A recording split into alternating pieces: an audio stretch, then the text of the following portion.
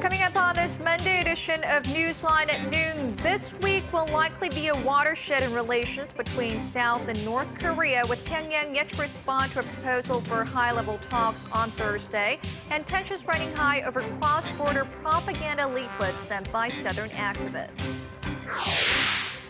Prosecutors are expected to demand either the death penalty or life in prison for the captain of the Sewol-ho ferry as the criminal court wraps up its trial of crew members. Plus, Ukraine's pro-Western parties score a big win in parliamentary elections. These stories and more on Newsline at noon.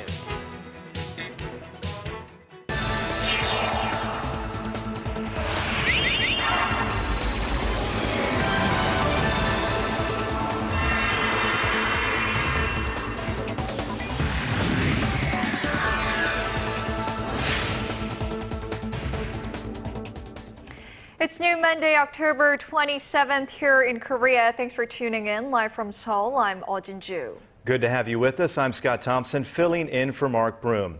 Our top story this afternoon, the prospects for a planned round of high-level talks between the two Koreas remain very much in doubt. South Korea has proposed to meet this Thursday, but instead of giving an answer to the offer, North Korea has again protested against the anti-Pyongyang leaflet campaigns being staged by South Korean activists. Hwang Seung-hee reports. Responding to North Korea's protests against the latest anti-Pyongyang leaflet campaign, South Korea on Monday urged the North to come to their planned high-level talks. We maintain the stance that the government has no legal grounds to ban activities by civic groups.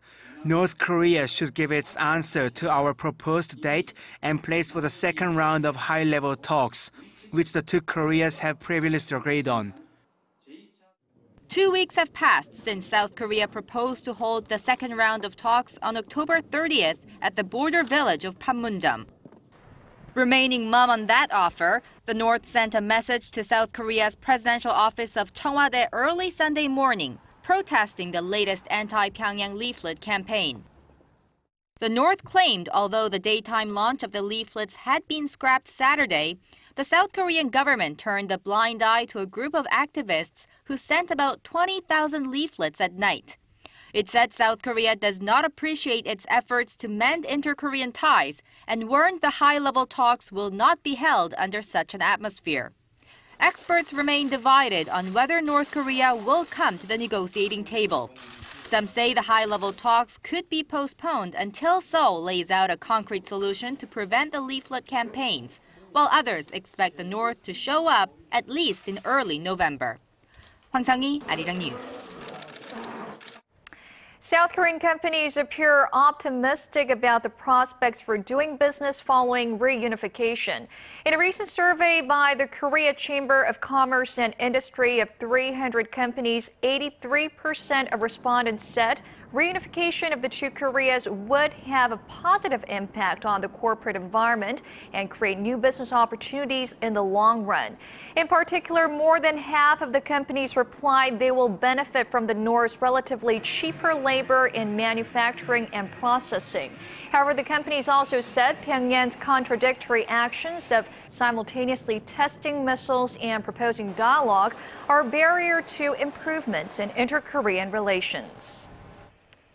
And staying on North Korea, a recent report says North Korea's labor productivity is more than 30 years behind that of South Korea's. According to the Hyundai Research Institute, an average North Korean worker has produced about $2,600 worth of goods and services annually as of 2012, which is similar to the figure South Korean workers were producing all the way back in 1980.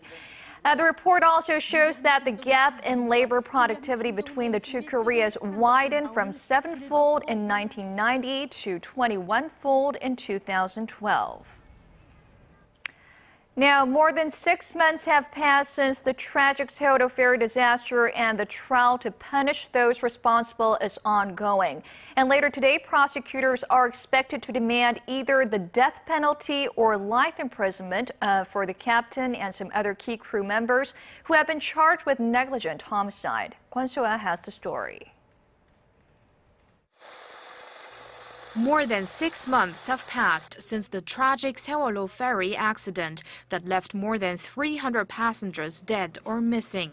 And prosecutors are deliberating charges for 15 crew members accused of fleeing the ship without evacuating passengers, but instructing them to stay put in their cabins. State prosecutors indicted Sewol-ho ferry captain Eoh Jin-joo and other 3 senior crew members in May on charges of murder by willful negligence, the strongest punishment for which is the death penalty. Prosecutors say some of the crew members have confessed that they did not attempt to save passengers because they themselves wanted to survive. That includes Captain Yi, who has admitted to all of the charges against him, with the exception of murder, and says he wants to be punished. 2 other key crew members could be sentenced to life in prison, and 9 could be handed prison sentences of up to 45 years for negligence of duty and violation of maritime law, which demands they should have been the last to leave the ship.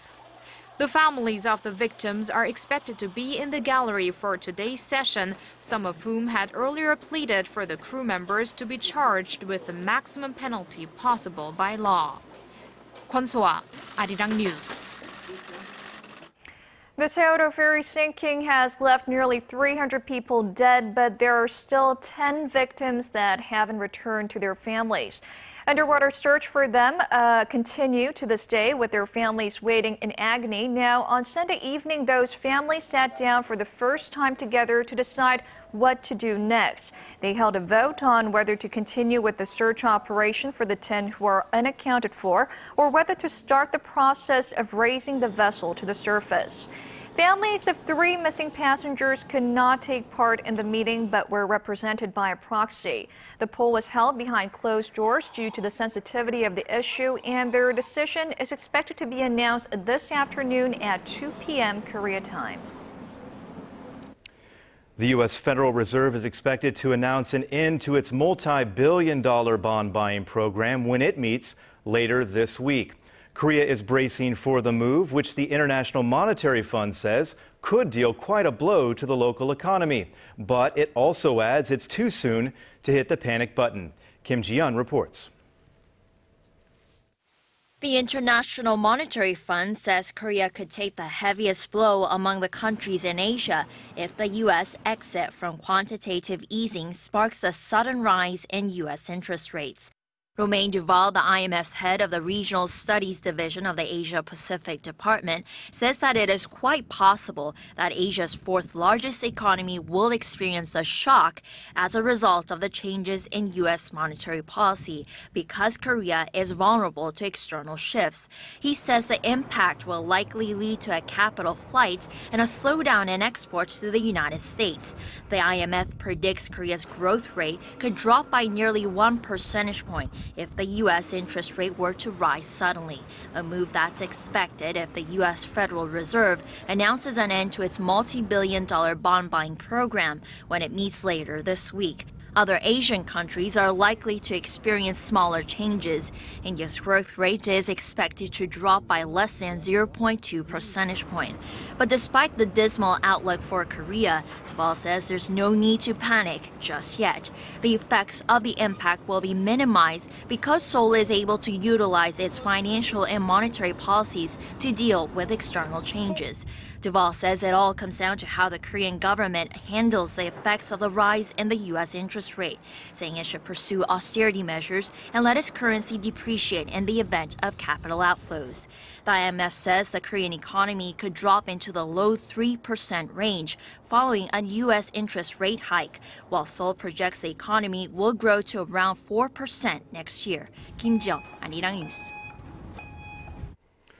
Buoyed by the latest rally in New York, Korea's benchmark Kospi turned bullish after 2 days, hitting 1,930 points this Monday. As of 10 a.m. this morning, shares had jumped 11 points from the previous trading day. On Friday, U.S. stocks ended the week on the highest note in almost 2 years, thanks to earnings by Microsoft and Procter & Gamble. Also, foreign investors continue to pick up Korean shares for the 2nd consecutive day, especially in banking, communications, and chemicals. Upon news that Hyundai Motor was considering giving out interim dividends next year, Overseas buyers purchased some $36 million worth of shares of the automaker and its affiliates last Friday alone. From West Africa to the United States and Europe, cases of Ebola are spreading around the globe, as are the fears. Here in Asia, nations are taking measures to prevent an outbreak, while also preparing for a worst-case scenario. Connie Kim reports. Fears of a possible Ebola outbreak in Asia have begun to spread following confirmation that healthcare workers in the United States and Spain have contracted the virus after treating patients in West Africa. Compounding concerns are the travel habits of those living in the three countries hardest hit by Ebola. Analyzing data dating back to the start of last year, medical journal Lancet says China and India were among the top 15 travel destinations for people from Guinea, Liberia, and Sierra Leone. More than 8,600 people have traveled to the southern Chinese province of Guangdong Province from West Africa since late August. And acknowledging the need to bolster measures, China's National Health and Family Planning Commission called for medical institutions to upgrade infection control precautions by the end of October. Over in India, officials related to health, civil aviation, and shipping convened this month to prepare for a possible Ebola outbreak. India, currently the world's second most populous country, has less than 1/5 the number of hospital beds compared to China per 1,000 people. Korea is also getting ready for a worst-case scenario, following an announcement last week of plans to deploy medics to West Africa to help with efforts there. The health ministry pledged to designate 2 additional hospitals for the diagnosis and treatment of Ebola, bringing the total to 19. Connie Kim, Arirang News.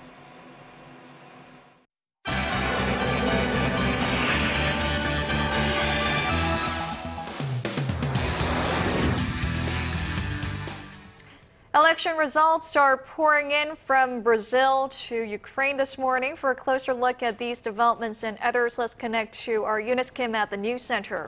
Eunice, let's begin in Ukraine, a country still riddled with separatist violence despite that ceasefire in place since early last month. At least on the political front, it seems, the country's course appears to be taking shape.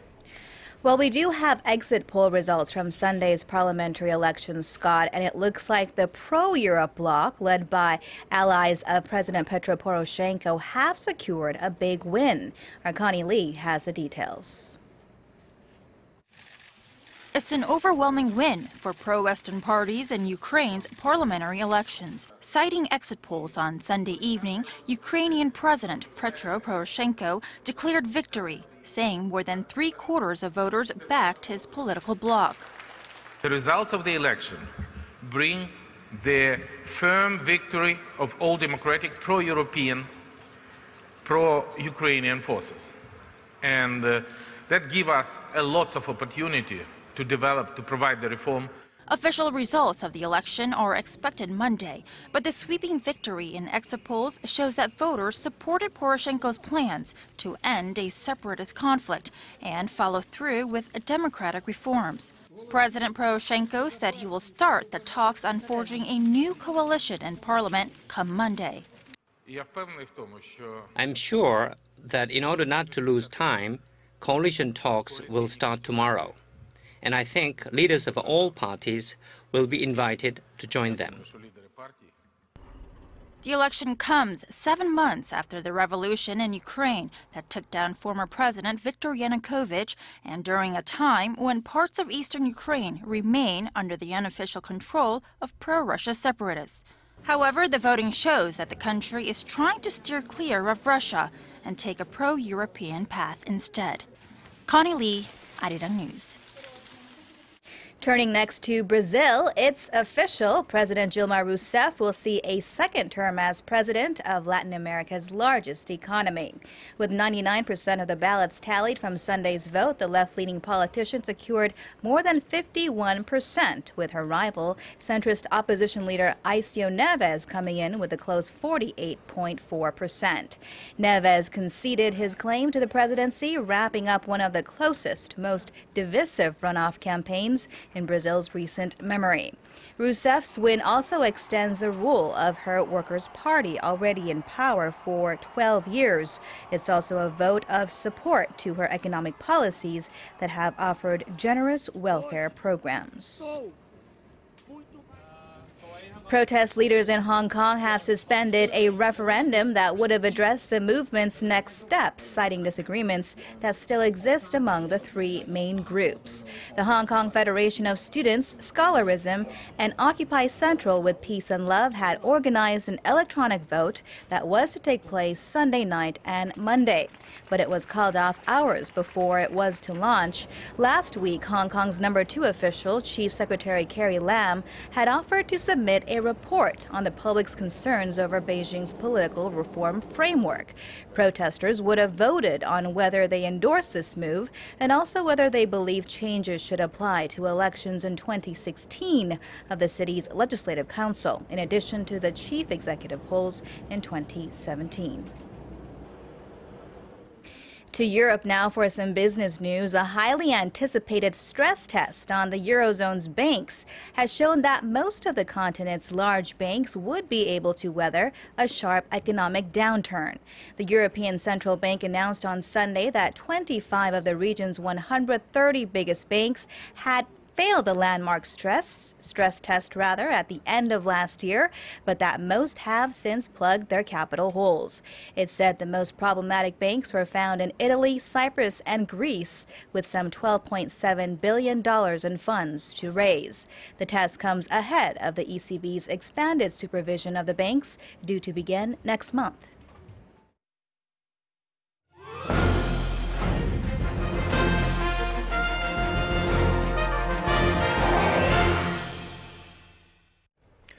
Korea's film industry has taken off in recent years and currently ranks as the 7th largest in the world. Today, we focus on where those movies are being shown and watched here in Korea, where multiplexes are adapting with the times and people's preferences. Right, and on this week's Industry Insight, our cultural correspondent Park Ji-won reports on their success at home and how they're expanding abroad as well.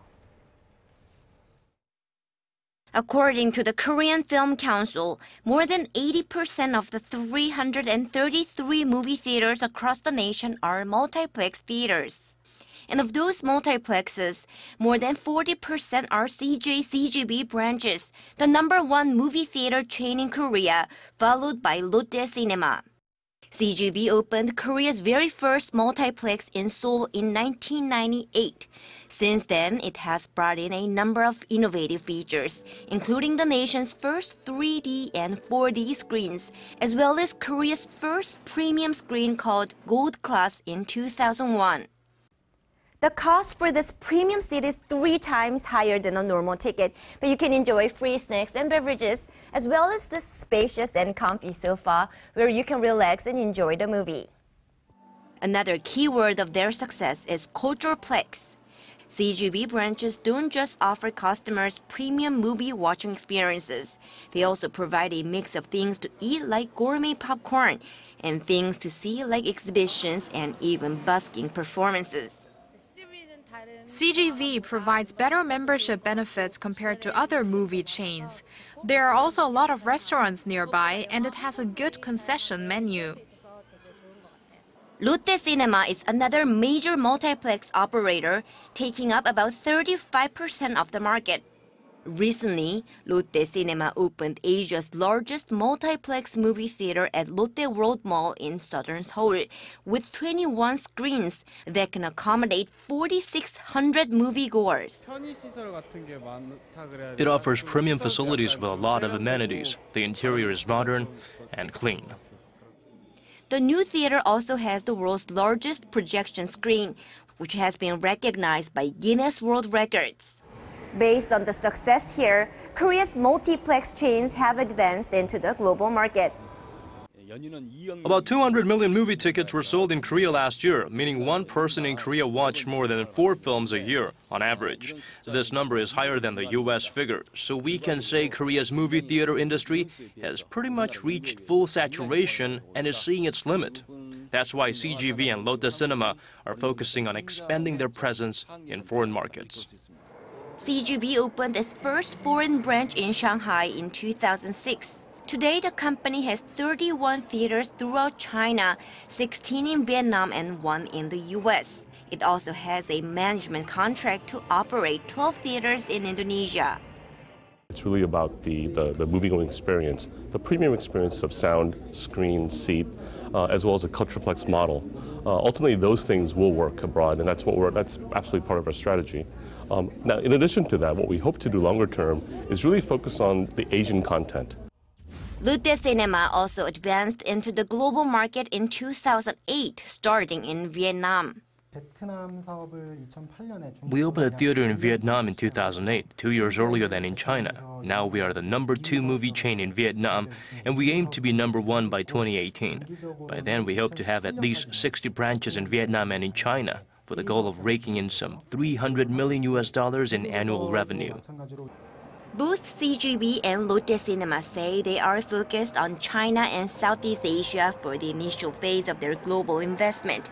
But ultimately, they want to expand elsewhere based on things that haven't worked for them here in Korea. Both hope that in the coming decades, their branches that spread throughout the world rake in more revenue than those based here in Korea. Park Ji-won, Arirang News. The number of foreign tourists to Korea is expected to hit a record high of nearly 14 million this year. A report released by the Korea Tourism Organization on Monday shows the number of foreign tourists visiting Korea in the January to September period was over 10.7 million, up over 15% compared to the same period last year. Tourists from China accounted for the largest number of visitors, at nearly 4.6 million, or 36% more than last year, followed by Japanese tourists at over 1.7 million. The KTO is expecting more than 13.6 million people to visit the country by the end of the year, a 12% jump from the total of last year. If you're currently searching for the fountain of youth, you might want to take your mobile phone along with you. A group of local researchers says mobile phone usage is one key to living longer. Our Paul Yi explains why and reports on the other factors to keep in mind as you age. A research team led by Korean professor Kim Jong-in from Wonkwang University has identified the 4 most important elements for having a long life: national income, health expenditures, mobile phone use, and adequate sanitation. The team studied the factors affecting the survival probability of becoming a centenarian for people ages 70 and over, based on data compiled from 32 nations and obtained from the United Nations Development Program. They say a country's GDP and expenditures on public health are key indicators in the lifespan of the age, as higher figures indicate more elderly people are taking advantage of medical services. The study also showed that people who use their mobile phones regularly were healthier than those who didn't, because the phones allowed them to maintain good relationships through daily communication with friends and relatives. In the area of public health, the study showed that adequate sanitation facilities help prevent the kinds of infectious diseases that could otherwise be fatal to the elderly. The team said these 4 socioeconomic elements appear to have an important latent effect on whether a person over 70 will become a centenarian, encouraging public leaders to improve the country's public health policy. The final report on this study was featured in the online scientific journal BMC Geriatrics. Paul Yi, Arirang News.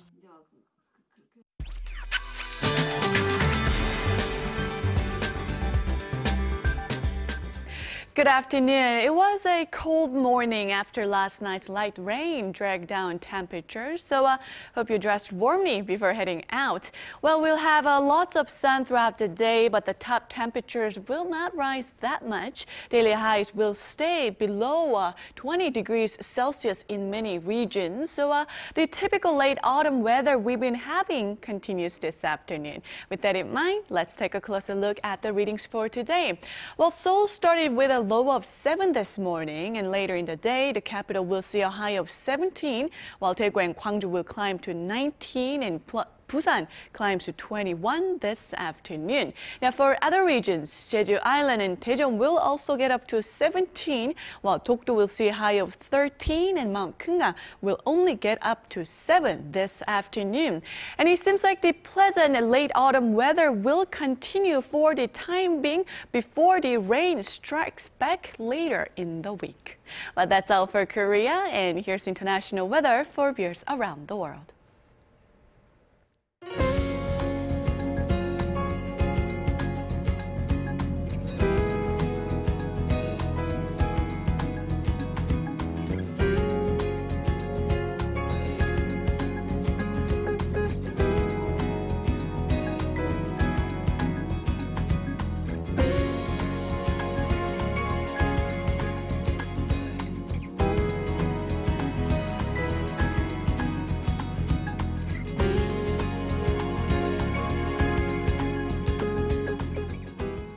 that wraps up our Monday edition of Newsline at noon.